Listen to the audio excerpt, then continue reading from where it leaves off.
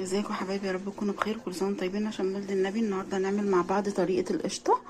طبعا بتجيبوها بره غاليه جدا، احنا هنعملها بكوبايه سكر. يعني دلوقتي عايزين كوبايه سكر تكون فاتحه عشان القشطه تطلع فاتحه. لو عايزين تعملوها بسكر الغامق شويه براحتكم، بس السكر الابيض بيخليها فاتحه.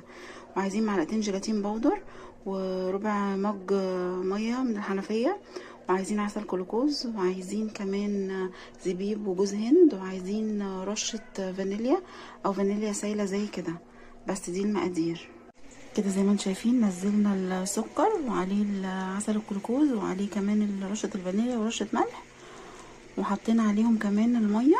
دلوقتي هما بيغلوا، هنسيبهم دقيقتين ونص وننزلهم من على النار. وكده القشطة بعد ما خلصت، وياريت تجربوها. كل سنة وانتم طيبين.